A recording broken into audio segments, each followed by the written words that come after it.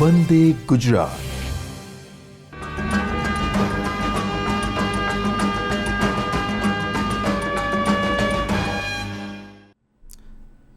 નમસ્કાર તાલીમાર્થી મિત્રો, આજના આ વર્ચ્યુઅલ ટ્રેનિંગ ક્લાસરૂમનો આપનું હાર્દિક સ્વાગત છે.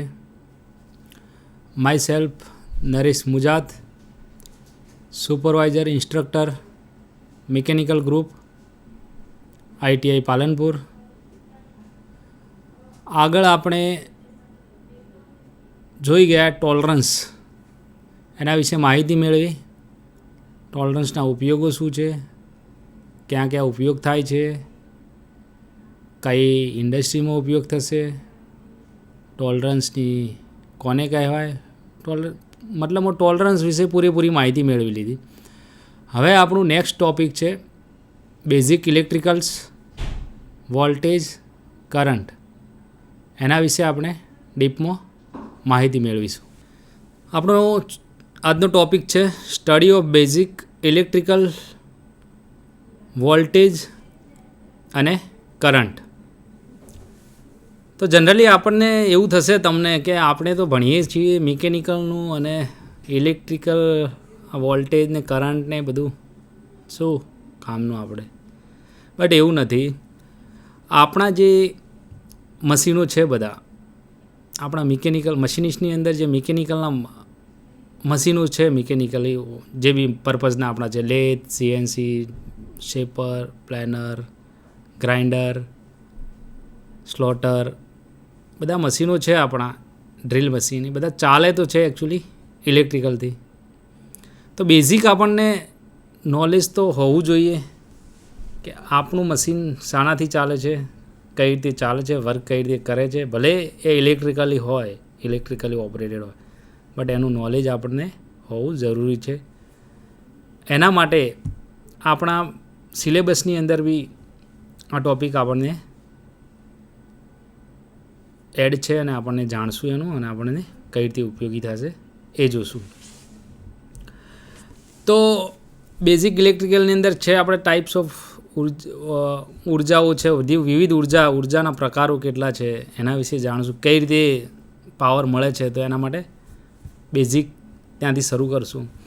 ઉર્જાના પ્રકારો આપણને અહીંયા સ્લાઇડમાં દેખાય મુજબ વિદ્યુત ઉર્જા છે, ઉષ્મા ઉર્જા છે, એટોમિક ઉર્જા, મિકેનિકલ ઉર્જા, બીજી આવે છે ઉર્જાઓ બીજી બધી બી. આપણે અત્યારે આટલું જોઈશું. તો વિદ્યુત ઉર્જા, જે આપણે વિદ્યુત ઉર્જા કોને કહેવાય, તો એકચ્યુઅલી આપણે જે આપણા હોમ એપ્લાયન્સીસ, આપણા જે આપણું મિકેનિકલ સાઇડનું છે એન્જિનિયરિંગ, એની અંદર મશીનો ઓપરેટ કરવા, આપણા હોમ એપ્લાયન્સીસની અંદર પંખા, ટીવી, ફ્રીજ, AC, ઇલેક્ટ્રિક સગડી, ગીઝર, લાઇટ, બલ્બ છે, આ બધું ઓપરેટ થાય છે. એ મોસ્ટલી અત્યારે તો આપણને બધા ઘરે વિદ્યુત ઉર્જાથી જ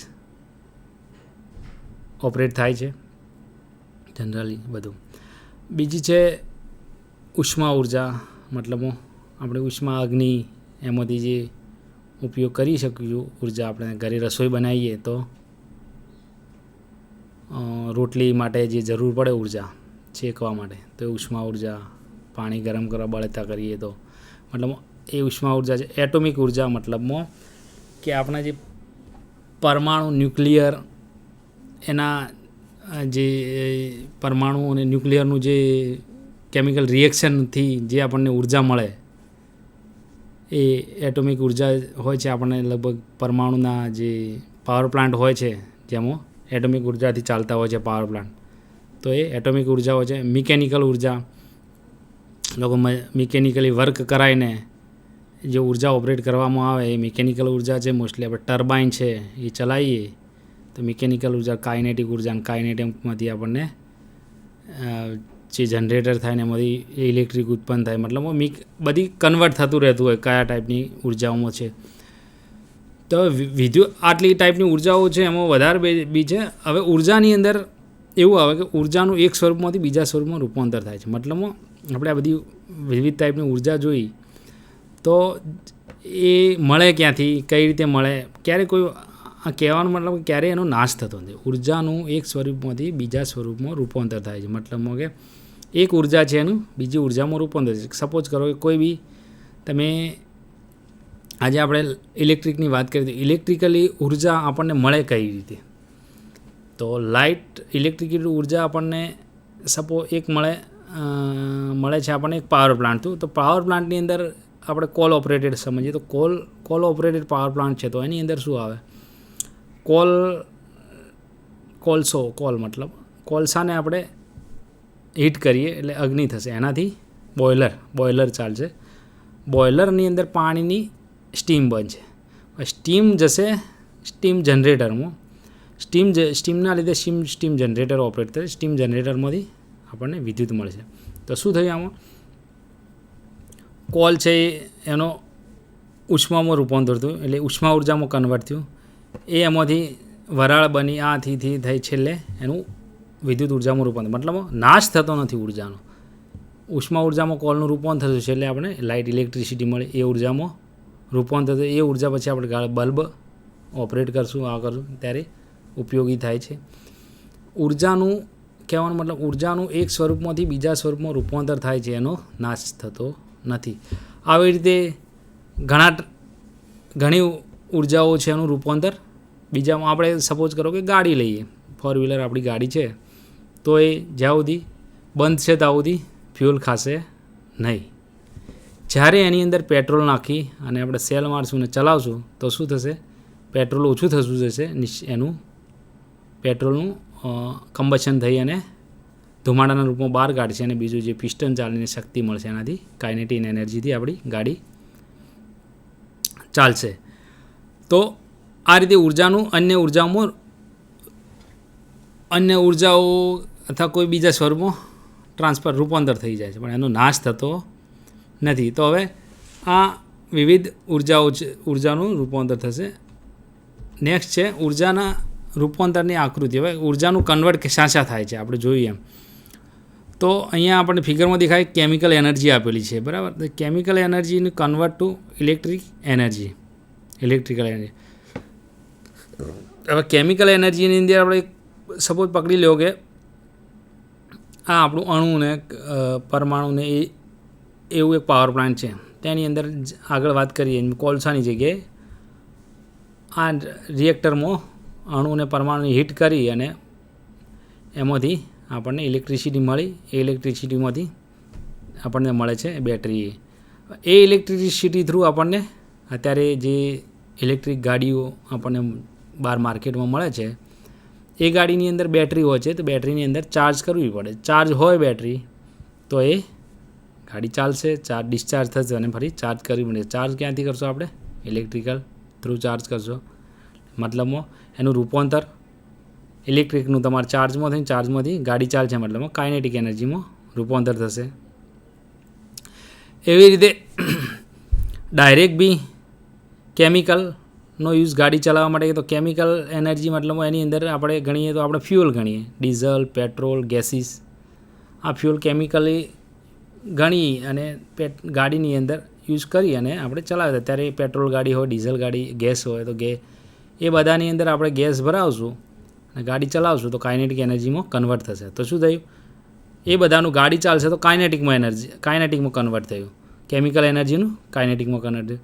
એના પછી કેમિકલ એનર્જીનું કન્વર્ટ ટુ ઇલેક્ટ્રિસિટી એનર્જી. તો એ સપોઝ કરો કે આપણે ડીઝલ એન્જિન હોય તો આપણે ઘરે જનરેટર કરીએ છીએ. તો જનરેટરની અંદર શું હોય? ડીઝલ એન્જિન લગાવી અને જનરેટરથી આપણે ઇલેક્ટ્રિસિટી પેદા કરીએ છીએ. બીજી કોઈ કેમિકલ થ્રુ ગેસ ટર્બાઇન હોય એનાથી બી ઇલેક્ટ્રિસિટી યુઝ કરી શકીએ છીએ, ઇલેક્ટ્રિસિટી પ્રોડ્યુસ કરી છે. હવે એ ઇલેક્ટ્રિસિટીનો ઉપયોગ આપણે વિવિધ રીતે કરીએ છીએ. કે આપણે ફિગરમાં જો એ ઇલેક્ટ્રિસિટીનો એક યુઝ કર્યો લાઇટ. તો લાઇટ ચાલુ કરવા માટે ઇલેક્ટ્રિસિટીનો ઉપયોગ થાય છે. તો એ ઇલેક્ટ્રિસિટીનું પ્રોડક્શન આપણે કેમિકલ થ્રુ આ તો ડીઝલ એન્જિન તો જનરેટર ચાલશે. પરમાણુ અણુથી યુઝ કરશું તો રિએક્ટર ચલાવી અને સ્ટીમ થ્રુ યુઝ કરી શકીશું. તો એનું રૂપાંતર શામાં થયું? ડીઝલનું રૂપાંતર તમારે ડાયરેક્ટ લાઇટમાંથી, મતલબ એક એનર્જીનું કન્વર્ટ ટુ અધર એનર્જીના તો બીજા કોઈ બી સ્વરૂપમાં પણ નાશ થયો નહીં. આની અંદર કન્વર્ટ થઈ. એની ઇલેક્ટ્રિસિટીનો યુઝ આપણે સાઉન્ડ એન્ડ લાઇટમાં યુઝ કરી શકીશું. એસી ઘરે હોય તો એ બી વાપરી શકીશું, ફ્રીજમાં વપરાય. આ રીતે ઇલેક્ટ્રિસિટીનો તમે કન્વર્ટ અલગ અલગ તમારી રિક્વાયરમેન્ટ મુજબ ઉપયોગ કરી શકો છો. બટ ઇલેક્ટ્રિસિટી જ્યારે નાશ થતી નથી, પરંતુ એનું બીજી સ્વરૂપમાં રૂપાંતર થઈ જાય છે. એ રીતે સ્પેસ શટલ ચલાવવા માટે જે વ્હાઇટ કેરોસીન હોય યા પેટ્રોલ હોય યા ડીઝલ હોય, જે બી હોય, એની અંદર કઈ એનર્જીમાં રૂપાંતર થશે? મિકેનિકલમાં થશે. સ્પેસ શટલ ધક્કાથી ઉપર જશે તો એ કેમિકલ એનર્જીનું એનું કન્વર્ટ થશે મિકેનિકલ એનર્જીમાં. આપણી વાત કરીએ જનરલી હ્યુમન બોડીની વાત કરીએ તો આપણે વન ટાઈપ ઓફ ફૂડ ખાઈએ, એ કેમિકલ ગણીએ. એનું કન્વર્ટ શું થશે? આપણે ક્યાં એને આપણું કન્વર્ટ ક્યાં થશે? તો આપણે ચાલશું, વર્ક કરશું, અધર વર્ક કરશું તો એ ફૂડનું એનું કન્વર્ટ થયું બીજા વર્કમાં. આ રીતે એક એનર્જીનું સ્વરૂપ એનર્જીનું કન્વર્ટ બીજામાં સ્વરૂપમાં થાય છે, એનો નાશ થતો નથી. હવે વિદ્યુત ઉર્જા શું છે? અણુની અંદર આવેલા કેન્દ્ર ન્યુક્લિયસમાં 3 પ્રકારના કણો આવેલા છે: પ્રોટોન, ન્યુટ્રોન અને ઇલેક્ટ્રોન. એક અણુ હોય એની અંદર, એના કેન્દ્રની અંદર 3 પ્રકારના કણો આવેલા હોય છે: પ્રોટોન હોય, ન્યુટ્રોન હોય અને ઇલેક્ટ્રોન હોય છે. તો પ્રોટોન અને ન્યુટ્રોન એ આની અંદર અણુની અંદરની કક્ષામાં ભ્રમણ કરે છે, જ્યારે ઇલેક્ટ્રોન છે એ અણુની બહારની કક્ષામાં ભ્રમણ કરે છે. ઇલેક્ટ્રોન એ નેગેટિવ વીજભાર ધરાવે છે, જ્યારે ન્યુટ્રોન ધન વીજભાર ધરાવે છે. જે અણુની બાઉન્ડરીની અંદર પ્રોટોન અને ન્યુટ્રોન પર ભ્રમણ કરતા હોય તો ન્યુટ્રોનની પોઝિટિવ વીજભાર ધરાવતો હોય, જ્યારે અણુની બાઉન્ડરીની બહારની સાઈડ ઇલેક્ટ્રોન પરિભ્રમણ કરતા હોય તો એની વીજભાર હોય છે નેગેટિવ હોય છે. ઇલેક્ટ્રોન પરમાણુના કેન્દ્રની બહારની કક્ષામાં ભ્રમણ કરે છે, જ્યારે ન્યુટ્રોન પ્રોટોન પરમાણુના કેન્દ્રમાં આવેલા હોય છે. બરાબર, એ તો આવડે છે. વિદ્યુત ઉર્જા એ અણુમાં રહેલા ઇલેક્ટ્રોનનો પ્રવાહ છે. હવે જે વિદ્યુત ઉર્જા એ અણુમાં રહેલા ઇલેક્ટ્રોનનો પ્રવાહ છે. આપણે અણુની વાત કરીએ, અણુના અંદરની બાઉન્ડરીની અંદર ન્યુટ્રોન અને પ્રોટોન હોય છે, જ્યારે બહારની બાઉન્ડરીમાં ઇલેક્ટ્રોન ભ્રમણ કરતા હોય છે. એ ઇલેક્ટ્રોનનો જે પ્રવાહ છે, જે ગતિથી ભ્રમણ કરતા હોય, એ એની વિદ્યુત ઉર્જા, એને વિદ્યુત ઉર્જા કહેવાય. વિદ્યુત ઉર્જા ઇલેક્ટ્રોન અણુમાં રહેલા ઇલેક્ટ્રોનનો પ્રવાહ, મતલબમાં જે બહારની કક્ષામાં ભ્રમણ ઇલેક્ટ્રોન કરતા એનો જે પ્રવાહ હોય છે એને વિદ્યુત ઉર્જા કહે. બહારની કક્ષામાં રહેલ ઇલેક્ટ્રોન સંતૃપ્ત થઈને બીજા અણુમાં જાય છે, આમ ઇલેક્ટ્રોનનો પ્રવાહ વહે તેને વિદ્યુત કહે છે. હવે એ તો વિદ્યુત ઉર્જા થઈ. હવે આને મૂવ થાય, વિદ્યુત કોને કહેવાય? તો બહારની કક્ષામાં રહેલ ઇલેક્ટ્રોન સંતૃપ્ત થઈને બીજા અણુમાં જાય છે. એક ઇલેક્ટ્રોન સંતૃપ્ત થઈને નેક્સ્ટ બીજા અણુમાં જાય તો જે આમ ઇલેક્ટ્રોનનો જે પ્રવાહ, અવિરત પ્રવાહ ચાલુ રહે એને વિદ્યુત કહેવાય. કન્ટિન્યુઅસ પ્રવાહ વહે જાય એક ઇલેક્ટ્રોનમાંથી બીજા ઇલેક્ટ્રોનમાં, કન્ટિન્યુઅસ મૂવ થતો રહે એને વિદ્યુત કહે છે. આ મેં વિદ્યુત આપણે જોઈએ વિદ્યુતના સુવાહક અને વિદ્યુતના અવાહકો. તો વિદ્યુતના સુવાહકો કોને કહેવાય ને વિદ્યુતના અવાહકો? તો જેમાંથી વિદ્યુતનો પ્રવાહ આસાનીથી વહી શકે તેને વિદ્યુતના સુવાહક કહેવાય છે. જેમ કે બધી જ ધાતુઓ. આપણે જનરલી આપણા ઘરે અથવા જનરલી બધી જગ્યાએ જોયેલું, અત્યારે વિદ્યુત વગર કંઈ ચાલતું જ નથી. સિમ્પલ આપણો મોબાઈલ હોય તો એને ચાર્જ કરવા માટે બી લાઇટની જરૂર પડે. તો એ લાઇટ વિદ્યુત કોઈકના થ્રુ તો આપણા બેટરી સુધી આવવાનું, તો એ આપણે અત્યારે શું ચાર્જનો વાયર, તો વાયરની અંદર શું છે એનો સુવાહક વસ્તુ છે ત્યાં જ જશે. તો ઉપર તો આપણે અવાહક વસ્તુ લગાવી દીધી, પણ અંદર સુવાહક કોપરનો વાયર હશે તો વિદ્યુત અંદર મૂવ થશે. તો એ બધા સુવાહકો છે. તો ઓલ ટાઈપ્સ ઓફ મેટલ્સની અંદર આવી ગયું, લોખંડ આવી ગયું, ચાંદી, સોનું, તાંબુ, પછી પિત્તળ, બધા જ પ્રકારની મેટલ્સ છે એ બધી વિદ્યુતની સુવાહક છે. પરંતુ આપણે જનરલી યુઝ કરીએ છીએ ઘરને બધા વાયર કોપરના હોય છે, તાંબાના. કારણ કે તાંબાની અંદરથી વિદ્યુત પૂરેપૂરો પસાર થઈ જાય. એના અંદર તાંબામાં વેસ્ટ જવાનો સંભાવના ઓછી છે. સૌથી વધારે વિદ્યુત સુવાહક હોય તો ચાંદી છે, સોનું, ચાંદી. પણ એ કોસ્ટલી ધાતુ મેટલ હોવાથી આપણે જનરલી વધારે યુઝ કોપરનો થાય છે. આ બધા વિદ્યુત સુવાહકો છે. એવા વિદ્યુત અવાહકો કે જેમાંથી વિદ્યુતનો પ્રવાહ વહી ન શકે તેને વિદ્યુતના અવાહકો કહે છે. જેમ કે કાચ, લોખંડ, કાચ, લાકડું, રબર.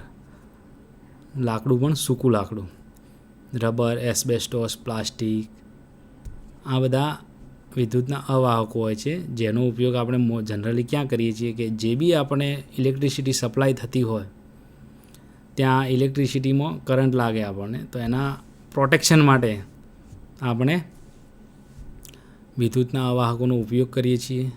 દાખલા તરીકે કોપરનો વાયર છે તો એના ઉપર ઇન્સ્યુલેશન લગાવેલું હોય છે, એ પ્લાસ્ટિક રબરનું હોય છે. ઇસ્ત્રી છે, આપણે ઘરે પ્રેસ મારીએ તો એનો હેન્ડલ છે એસ્બેસ્ટોસનું હોય છે, જેથી કરંટ ના લાગે. ઇલેક્ટ્રિક સગડી હોય તો કોઇલની બાજુનું કોઇલ વાઇન્ડિંગની બાજુનો ભાગ બધો અવાહકથી હોય છે, જેથી કરંટ ના લાગે અને કોઈ જાનહાનિ થાય નહીં. આમ વિદ્યુત અવાહકોનો ઉપયોગ છે. વિદ્યુત સુવાહકો, વિદ્યુત અવાહકો. હવે અમુક વસ્તુ છે, અમુક છે એ વિદ્યુતના અર્ધવાહકો છે.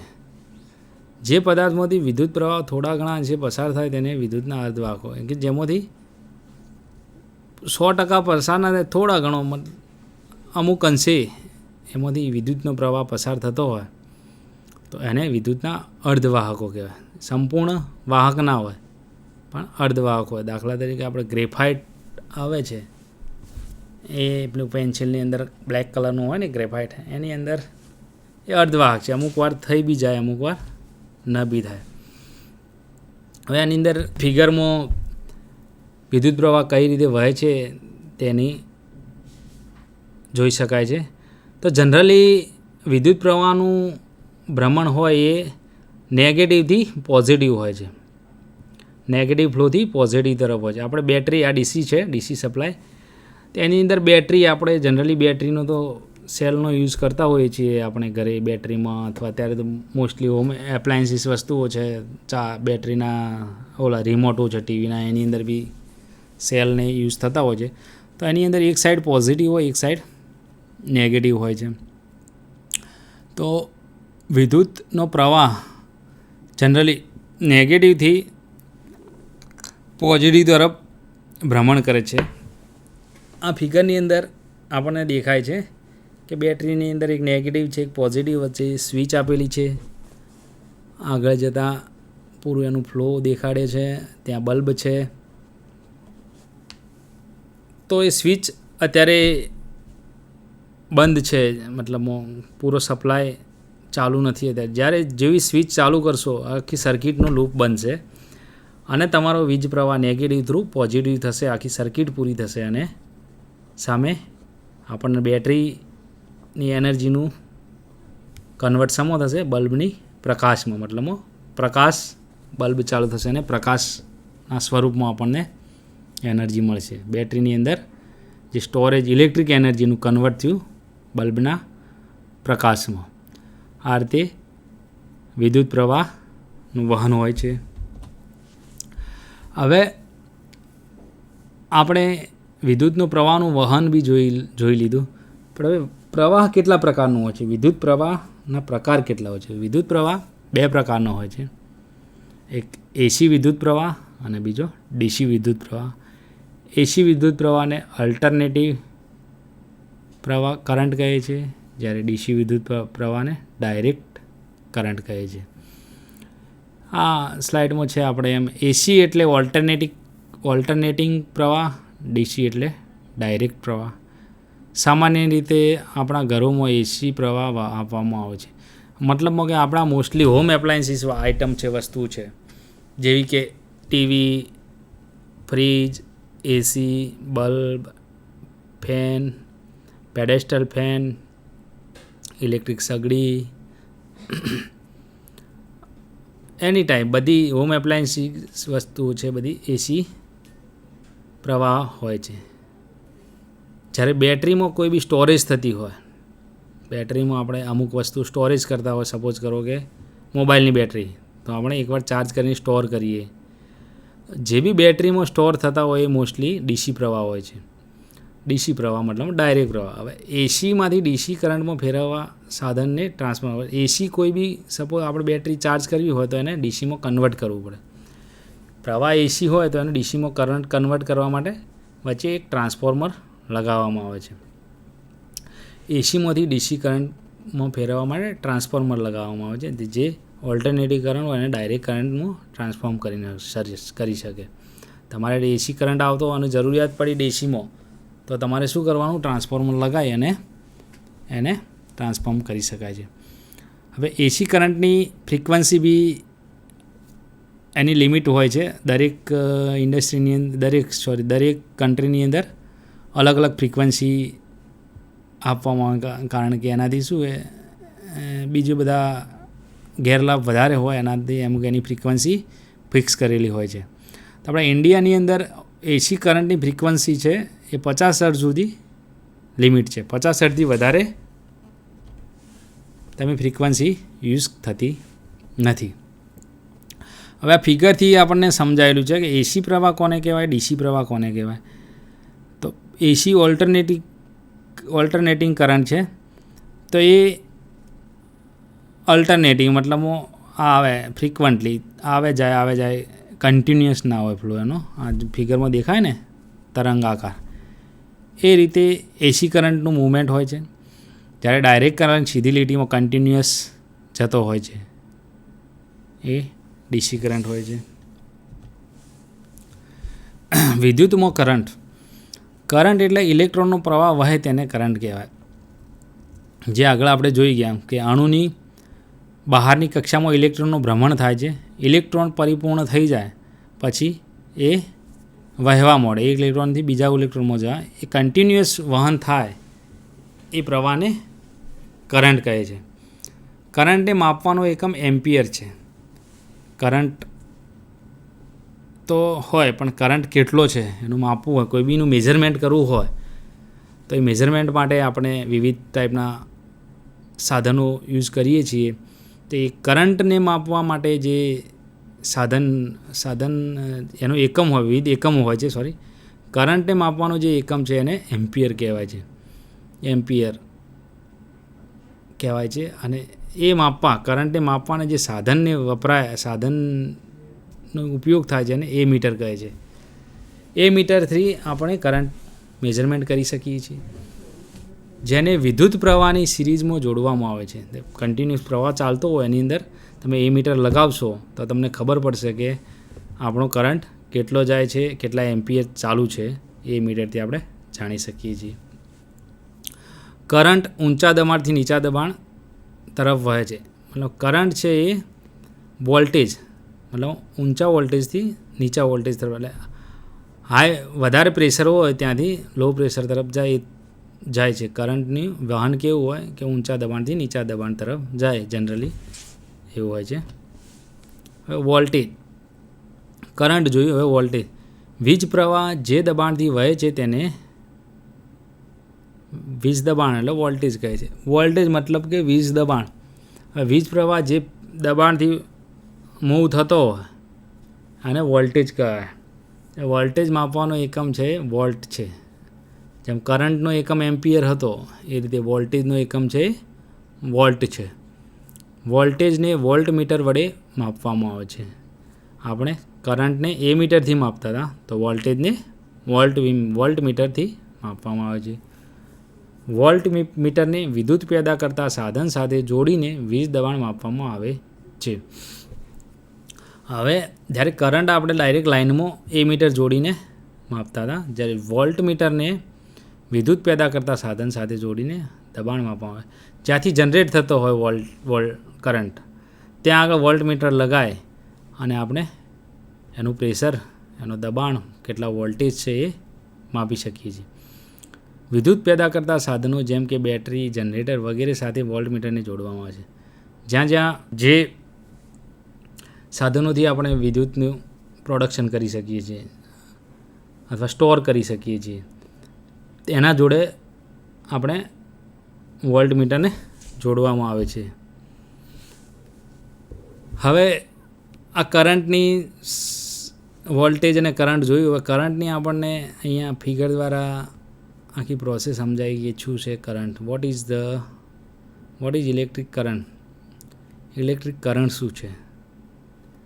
તો એ બેટરી પોઝિટિવ નેગેટિવ આપેલી છે. સેમ આગળ હતું એ ઇલેક્ટ્રિક સર્કિટ છે, ત્યાં સ્વિચ આપેલી છે.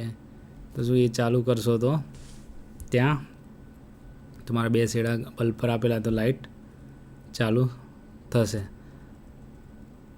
I, V અને R એટલે રેઝિસ્ટન્સ, I એટલે કરંટ, V એટલે વોલ્ટેજ, કેટલા વોલ્ટેજ છે ને એ લાગેલી છે આખી સર્કિટ.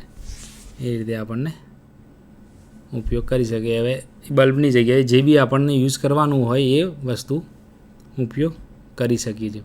એ વોલ્ટેજની ચિત્ર સાથે સમતું છે 6 વોલ્ટ અને 9 વોલ્ટ. વોલ્ટેજમાં અલગ અલગ વોલ્ટ હોય છે. આ 6 વોલ્ટની વોલ્ટ અને 9 વોલ્ટની આપણને ફિગર આપેલી છે. તો બંનેનો ડિફરન્સ શું છે? 6 વોલ્ટ્સ અને 9 વોલ્ટનો બલ્બ ચાલુ છે તો એકનું પ્રકાશ વધારે છે તો બીજાનો ઓછો છે. એના પરથી આપણને આઈડિયા આવી જાય કે જેમ વોલ્ટેજ વધારે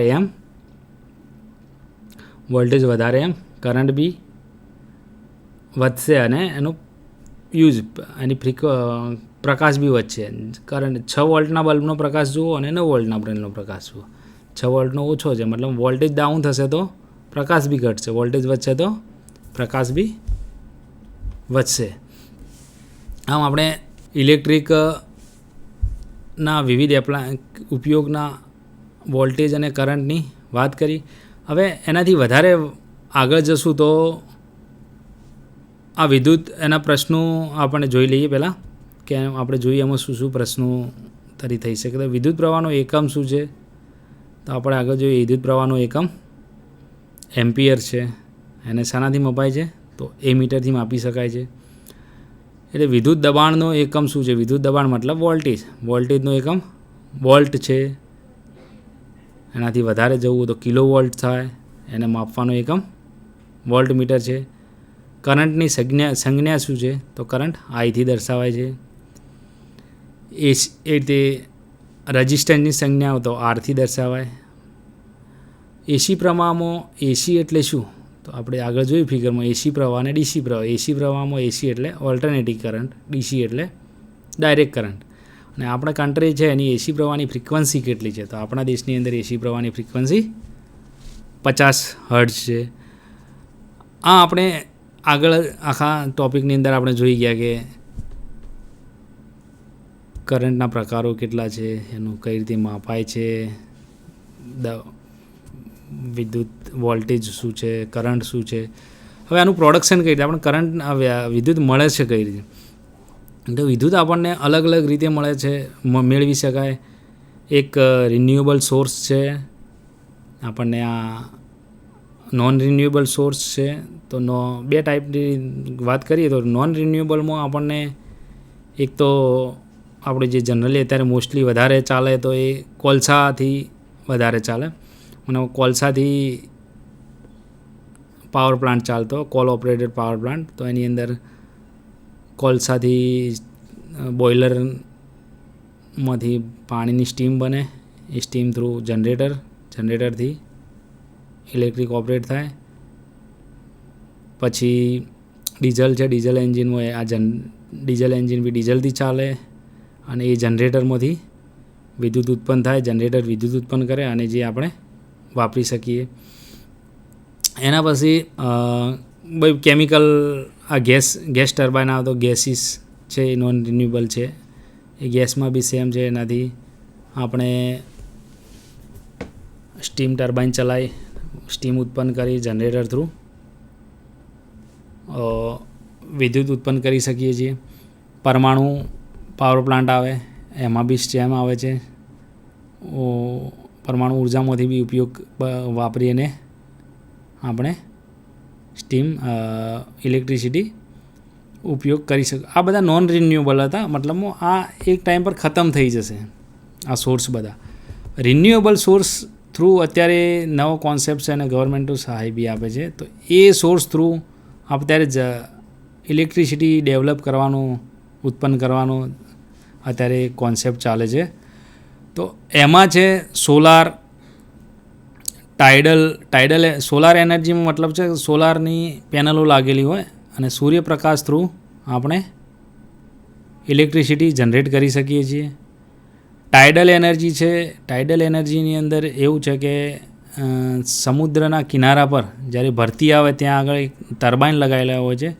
ભરતીના પાણીના ફોર્સથી ટર્બાઇન ફરે અને આપણે એનાથી બી ઇલેક્ટ્રિસિટી ડેવલપ થઈ શકે છે. નેક્સ્ટ છે પવન, એરથી જે પવનચક્કીઓ વિન્ડમિલ લાગેલી છે, વિન્ડમિલથી બી આપણે ઉપયોગ કરી શકીએ. વિન્ડમિલનો ઉપયોગ કરીને ઇલેક્ટ્રિસિટી જનરેટ કરી શકીએ છીએ. આમ આ બધા રિન્યુએબલ સોર્સ છે અને એનો ઉપયોગ અત્યારે વધારે થાય એના માટેની બી વધારે એના માટે બી વધારે પડતો ઉપયોગ કરી શકીએ છીએ. હવે આ ઇલેક્ટ્રિસિટીનું આપણે અહીંયા ભણી તો ગયા, આપણે મિકેનિકલ સાઇડના અને ભણ્યા ઇલેક્ટ્રિકલનું, તો આ બધું બેઝિક નોલેજ છે. બેઝિક એકચ્યુઅલી આપણા ઘરે આપણી ફિલ્ડમાં જ્યારે જોબ વખતે બી કામ આવી શકે છે. હવે આમાં વધારે જઈએ તો એસી પ્રવાહ સિંગલ ફેઝ આવે અને 3 ફેઝ બી આવે છે. તો આપણે આપણા ફિલ્ડની અંદર મોસ્ટલી મશીનો આપણા એ સિંગલ ફેઝ બી મશીન છે, 3 ફેઝ બી મશીન છે. 3 ફેઝની અંદર એકચ્યુઅલી 3 ફેઝ હોય છે મશીનો. આપણા મોટા જે મશીનો છે, સીએનસી મશીન છે, આપણા ઇન્સ્ટિટ્યૂટની અંદર જે સબમર્સિબલ પંપ છે લાગેલો અત્યારે, એ 3 ફેઝ છે. એ રીતે 3 ફેઝ બી આપણે નોલેજ હોવું જોઈએ કે 3 ફેઝ પાવર બી આવે છે, સિંગલ ફેઝ બી આવે છે. આપણે મોસ્ટલી સિંગલ ફેઝ પણ જ કામ કરવાનું, બટ જ્યારે ઇન્ડસ્ટ્રીમાં તમે લોકો જશો ત્યારે તમારે જે કામ કરવાનું થશે એ 3 ફેઝ મશીનો જ હશે મોસ્ટલી. અને એ બધી લાઈનો હાઈ ટેન્શન લાઈનો હશે, એમાં કામ કરવાનું થશે. આના પરથી આપણને એ બી તમે જાણ્યું કે એકચ્યુઅલી વિદ્યુતનું કઈ રીતે ડેવલપ પ્રોડક્શન થશે, કઈ રીતે ઉત્પન્ન થાય છે, કેટલા પ્રકાર, કેટલા સોર્સ છે. ધીમે ધીમે ટેકનોલોજી વધી અને જાણવા મળી એમ વિવિધ સોર્સ ઇલેક્ટ્રિસિટીના જનરેટ થતા જાય છે, જે રિન્યુએબલ છે. ટાઇડલવાળો નવો કોન્સેપ્ટ છે. ટાઇડલ એનર્જીમાંથી જે પવન, દરિયાના મોજા આવે એમાંથી ઇલેક્ટ્રિસિટી જનરેટ કરવાના. બીજું એક રિન્યુએબલની અંદર આપણે અત્યારે આપણે ગુજરાતની વાત કરીએ તો મોટામાં મોટો આપણો સરદાર સરોવર ડેમ છે. એના ડેમ બાંધીને એને હાઇડ્રો પાવર પ્લાન્ટ કહેવાય. એ રીતે બી આપણે એનર્જી ઉત્પન્ન કરી શકીએ. પણ એ છે વરસાદ પર આધારિત છે. વરસાદ વધારે પડે, ડેમ ભરાય તો ઉપયોગ કરી શકીએ. એની અંદર ડેમમાંથી નીચે ટર્બાઇન લાગેલા હોય, પ્રેશરથી પાણી જતું હોય, ટર્બાઇન ફરે અને એમાંથી ઇલેક્ટ્રિસિટી ઉત્પન્ન થઈ શકે. આપણે અહીંયા ગુજરાતમાં ધરોઈ છે ડેમ, કાકરાપાર છે, અને અહીંયા નર્મદાવાળો સરદાર સરોવર, ત્યાં આગળ હાઇડ્રો પાવર પ્લાન્ટ લાગેલા છે. અને વિન્ડ મિલ માટે વાત કરીએ તો આપણું કચ્છની અંદર અને માંડવી ને બધું દરિયા કિનારો છે. માંડવીમાં દરિયા કિનારો નથી, કચ્છના દરિયા કિનારે સુરજબારી ને ત્યાં આગળ વિન્ડ મિલ, જે પવનથી ચાલતી એનર્જીથી આપણે ઇલેક્ટ્રિસિટી ડેવલપ કરી શકીએ છીએ. આમ આ રીતે વિદ્યુત કઈ રીતે ડેવલપ થાય તે બી તમે જાણી લીધી. હવે આનો ઉપયોગ બી આપણે જનરલી કરતા જ હોઈએ છીએ. આપણે જે અહીંયા બેઝિક ઇલેક્ટ્રિકલ વિશે ટૉપિક વિશે મેં તમને ડીપમાં સમજાવ્યું, એ પૂરેપૂરું તમે જાણ્યા છો. એનો પૂરું ડિટેલની માહિતી મેળવી અને એનો પૂરેપૂરો અભ્યાસ કર્યો. જોકે આ ફિલ્ડ બહુ ડીપ છે અને એનું આખું ફિલ્ડ છે, પણ આપણે આપણા સબ્જેક્ટ પૂરતું, આપણા ટ્રેડ પૂરતું લિમિટેશન હોય ઉપર, જે બેઝિક આપણને જરૂરિયાતવાળું નોલેજ છે એ મેં આ પીપીટી થ્રુ શેર કર્યું. જે તમને પસંદ આવ્યું છે અને અભ્યાસ કરજો. Thank you. આભાર.